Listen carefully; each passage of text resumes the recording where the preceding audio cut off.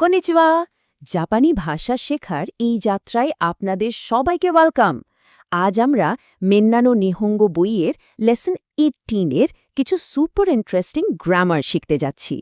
এই লেসনটা শেষ হলে আপনারা খুব সহজেই নিজেদের অ্যাবিলিটি, হবিজ মানে শখ আর কোনো কাজের আগে কোনটা করেন এই সব কিছু জাপানিতে বলতে পারবেন।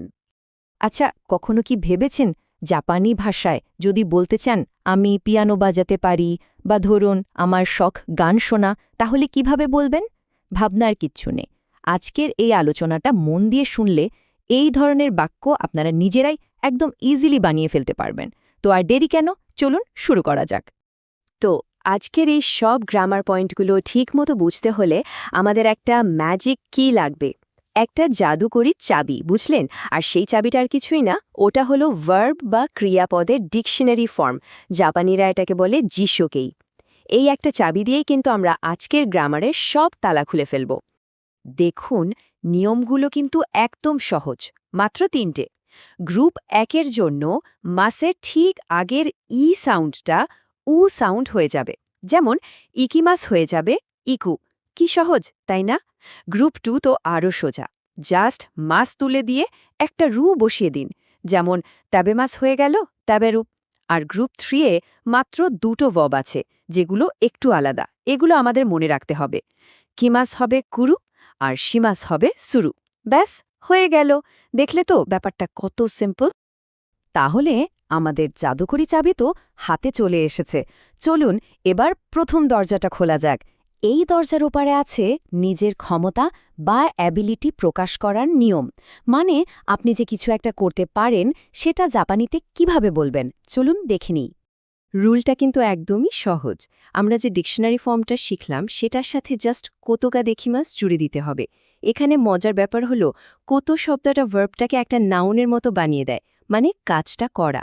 আর দেখিমাস মানে তো আমরা জানি পারি। তাহলে সব মিলে কি দাঁড়ালো? কোনো কিছু করতে পারি। সিম্পল। চলুন কয়েকটা উদাহরণ দেখি, তাহলেই ব্যাপারটা জলের মতো পরিষ্কার হয়ে যাবে। প্রথমটা দেখুন, নিহঙ্গো হানাসু কোতোগা দেখিমাস, মানে হলো আমি জাপানি ভাষায় কথা বলতে পারি। আরেকটা দেখি, পিয়ানো হিকু কোতোগা দেখিমাস, এর মানে আমি পিয়ানো বাজাতে পারি। আর আপনাদের জন্য একটা ছোট্ট টিপস দিই, যদি কোনো কাজ না বরং সরাসরি কোনো নাউনের কথা বলেন, যেমন জাপানি ভাষা, তাহলে আরও সহজে শুধু নাউনের পর গা দেখিমাস বললে চলবে, যেমন নিহঙ্গো গা দেখিমাস। ব্যাস। আচ্ছা, ক্ষমতা প্রকাশের ব্যাপারটা তো আমরা শিখিয়ে গেলাম। এবার চলুন দেখি এই একই জ্ঞান কাজে লাগিয়ে কিভাবে নিজের শখ বা হবি নিয়ে কথা বলা যায়। এটার ফর্মুলাটাও কিন্তু খুব সহজ। প্রথমে বলতে হবে ওয়াতাশিনো সুমিবা, মানে আমার শখ হলো। এরপর যে কাজটা আপনার শখ সেই ভার্বটার ডিকশনারি ফর্ম বসিয়ে দিন, আর শেষে জুড়ে দিন কোতো দেশ। খেয়াল করেছেন, এখানেও কিন্তু কোতো শব্দটা ভার্বটাকে নাউন বানিয়ে দিচ্ছে। একই ম্যাজিক। এই যে কি সুন্দর একটা উদাহরণ দেখুন, ওয়াতাশিনো সুমিওয়া ওঙ্গাকো খিকু কতো দেশ, মানে আমার শখ হলো গান শোনা। কি সুন্দর করে বলা গেল, তাই না? আরেকটা উদাহরণ দিই, ধরুন মিলার সাহেবের কথা বলছি, তাহলে বলবো মিলার সান নো সুমিওয়া দানসুও সুরু কতো দেশ, অর্থাৎ মিলার সাহেবের শখ নাচ করা। তো আমরা আজকের আলোচনার একদম শেষ গ্রামার পয়েন্টে চলে এসেছি। এটা খুব কাজের একটা জিনিস।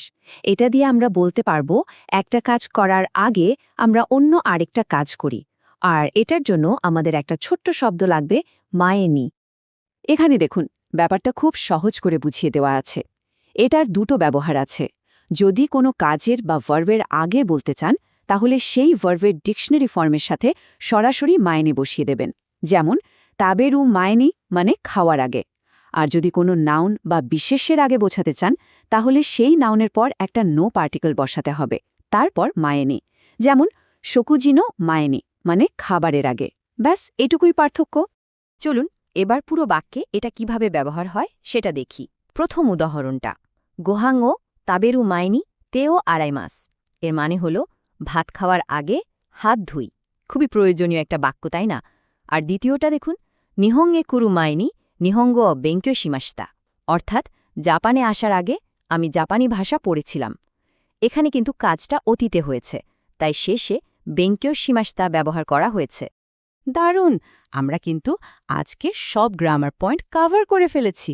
তো চলুন শেষ করার আগে চট করে একবার দেখে নিই আমরা আজকে কি কি শিখলাম। আজকের এই আলোচনার পর আমি বলতেই পারি যে আপনারা সেই ম্যাজিক কি মানে ভার্বের ডিকশনারি ফর্ম ব্যবহার করার ক্ষমতাটা আনলক করে ফেলেছেন। এখন থেকে আপনারা নিজেদের অ্যাবিলিটি, হবি আর ডেইলি রুটিনের কথা জাপানিতে খুব কনফিডেন্টলি বলতে পারবেন। দেখুন, শেখার পর আসল কাজটা কিন্তু প্র্যাকটিস করা। তাই এখন আপনাদের পালা। আমার প্রশ্ন হলো, আনাতানো সুমিওয়া নান্দেস্কা, মানে আপনার শখ কি? দেরি না করে এখনই কমেন্ট সেকশনে জাপানিতে উত্তরটা লিখে ফেলুন, দেখি কেমন শিখলেন। আজকের মতো তাহলে এখানেই বিদায় নিচ্ছি। আবার দেখা হবে পরের ক্লাসে। সায়োনারা।